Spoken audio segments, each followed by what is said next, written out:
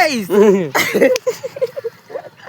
আমি তো এসেছি আমাকে এখানে তো গালাগালি দেওয়া যায় না, গালাগালি ভদ্র ভদ্র দিস ইজ ভদ্র। তো গাইস ওখানে তাল পাকছে কিন্তু আমরা পাকিনি। তো গাইস আকাশে in the sky in the sky in the sky. তো গাইস এখন আমরা আম পাড়তে যাচ্ছি, তো তোমরা সবাই 50 টাকা করে সাহায্য করো। তো আম কে কে খাবে সে আমাদের বাড়ি চলে এসো। আমরা তোমার একটা লিচু ধরা দেওয়ানি ভাই, লিচুর দাম বেশি এখন। তো গাইস দেখো আমরা সমুদ্রের উপর দাঁড়িয়ে আছি, দেখো এখানে কত সমুদ্র, দীঘা এই সাইডে সমুদ্র। তো গাইস চলো আম পাড়ে আসি, মাঝখান দিয়ে দিই, চলো চলো। এর প্রতি গেলে মানে হাঙড় ভাঙা বাড়ি দেবেন।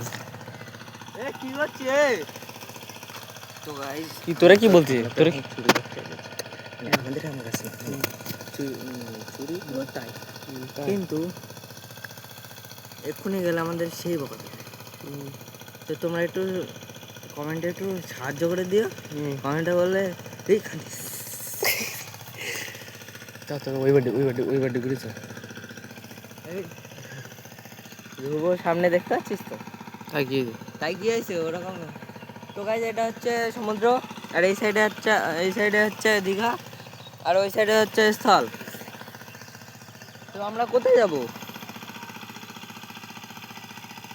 সোজাই তো ছুঁয়েছ? দেখ। তো দেখো গাইস আমরা এখন দীঘাতে স্নান করতে নেমে পড়েছি।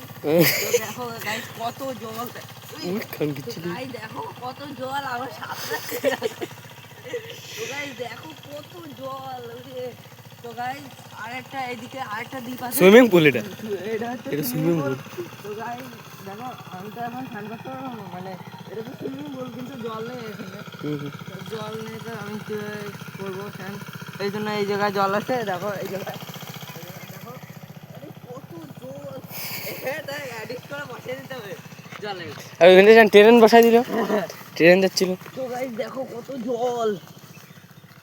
তো চল বাড়াবো। তো গাইস বেশি বকা হয়ে গেছে, ব্লগটা শেষ করতে বলে দে। তো গাইস বেশি বকা হয়ে গেছে, তো এই ব্লগটা না শেষ করলে আমার প্রেশার উঠে যাবে না। তো গাইস